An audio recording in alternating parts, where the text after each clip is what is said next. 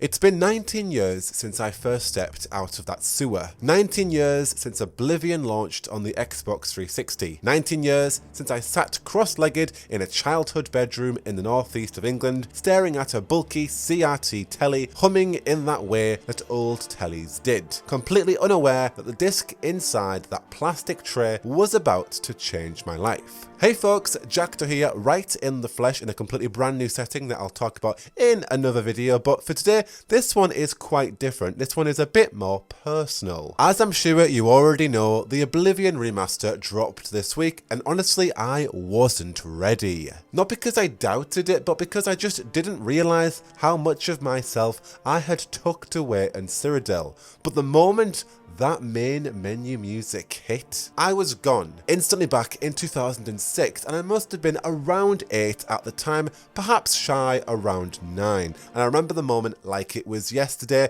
One of my best friends at the time booted up his save and showed me his wood elf, I think it was his wood elf, perched up on a cliff as we looked over the Imperial City. The water shimmered, the trees moved, and the camera panned gently as he walked down towards the waterfront. And I remember thinking, is this actually real? Can I really go anywhere I want to? Can I actually be whoever I want to be? I didn't know what the term open world meant. I didn't know what an RPG was, but I knew from that moment that I was looking at something so special. And so when I got my own copy of Oblivion, thanks to my ever-patient mother who took me down to our local game store without question, I figured I would roleplay as a Nord. You know, I was 8 years old, a northern Brit with a bit of Viking blood in him himself. I figured if there was ever any chance to really roleplay as that kind of archetypal character, it would be a Nord, and it would be in Oblivion. And fair to say, that was the closest I've come to ever actually being one. But I didn't understand builds. You know, I chose the Steed Stone because it sounded fast and fun. I wasn't thinking about the stats or min-maxing gear and all those kinds of systems. I gave him a sword and a vague sense of honour, and off I went. And that is where it all started. The moment I picked up the title Dragonheart at the end of the arena questline, the legacy began. I didn't know it then, but I'd be writing that name, Dragonheart, into save files for literally the next 2 decades. Every Elder Scrolls game for me has featured a Dragonheart hero. Morrowind, Skyrim, Elder Scrolls Online, a lineage of mostly Nordic heroes and self-inserts I've carried across decades. They've had estates, lost siblings, tragic fates, and lycanthropy. I documented it all in notes, but even further, a journal mod in Skyrim let me write daily entries in character, detailing day-to-day events, family trees, and vapid storylines that you'd expect from a teen who's played a lot of Sims. It was all nonsense really, but it was mine. Oblivion gave me space for all of that. Space to play, of course, but most importantly, space to imagine, to exist, to care, to get lost in a whirlpool of my own fanfiction. And now, in 2025, that world is back. Virtuos, the studio in charge of this remaster, didn't iron out that weirdness. They didn't smooth over the unique quirks. They preserved them, and beautifully so. The forests are lusher, the lights now cling to the ruins like morning mist, the Ayleid wells glow just a little bit brighter. But the jank, oh, the jank, it's still there, and gloriously so. The NPCs still heroically shout hello, like they've spotted you in a pantomime. Guards still know that you've stolen something before you even do. And the combat still feels like dueling with wooden spoons. But all of it, every awkward line delivery,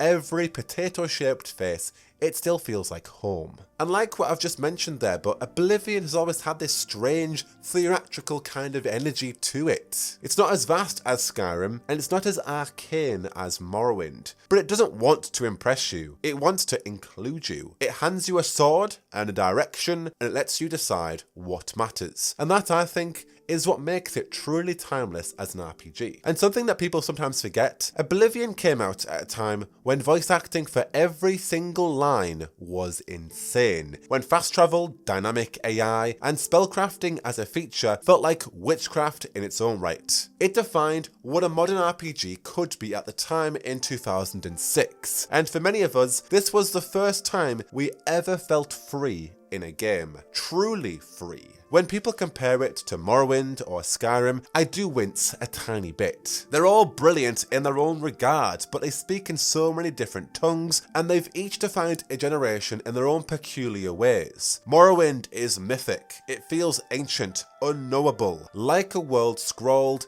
in a language that you can half understand. And Skyrim is slick, cinematic, more streamlined, but in a Norse-flavoured power fantasy crafted for spectacle. But Oblivion is the awkward middle child, the one with the big heart. It tries sometimes a little too hard. Its face animations are a mess. Its tone swings from deadly serious to absolute pantomime in mere seconds. And that's exactly why I particularly love it. It doesn't assume that you're special, it just hands you a sword and says, there you go. You're not the Dragonborn, you're not the Nerevarine, you're the person in the cell next to the Emperor when the blades come calling. That's it, no prophecy, no grandeur, just a beginning. And somehow that makes it feel even more yours, even more personable. And this is one of the core features that makes it such a landmark for gaming, not just for me but for millions, and that is trust. The game trusted you to fill in the blanks as you would see fit, to make meaning, to actually care. And that's exactly what this remaster captures. The quirks, the beauty, the bugs. It still crashes in places. NPCs still stack awkwardly in tiny rooms and talk over one another. But I wouldn't change a thing. If this is the first time that you're playing Oblivion, you are in for such a treat. Take your time, get lost, join a faction too early, or better yet, steal a silver fork from some random merchant and just see what happens. Become the fearing silver fork outlaw you were destined to be. Let the game truly become yours, and if you're coming back to Oblivion like I am,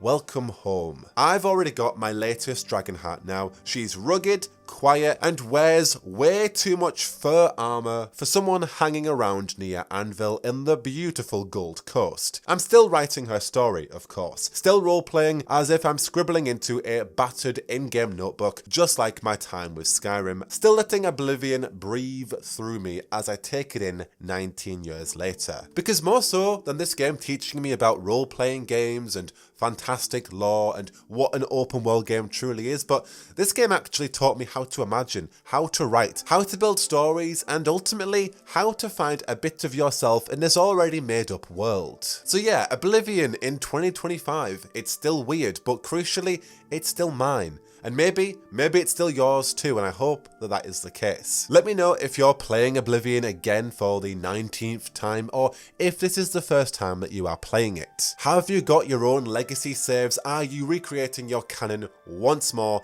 like you did 19 years ago, or however long it has been since you first played this game? I want to hear them all. I want to celebrate that, because as cheesy as this sounds, this isn't just a remaster, it's a return, a reminder of all that childhood nostalgia that has defined this game. And honestly, I am so glad we're back. But of course, for the latest on similar RPGs just like Oblivion, I definitely will be covering the future of the Elder Scrolls on this channel. Regarding everything going on here and with these more talking head style videos, I have a future video planned going over all of that with a full-on studio overhaul, showing you all the magic going on back here, as well as explaining more of the channel direction, what we're going to be doing in the future, and everything else to boot. So stay tuned for that. I've been Jackdaw, and I will see you in the next one. But until then, I should go. Whoa, whoa, whoa, whoa, whoa, whoa, whoa, whoa, whoa, whoa.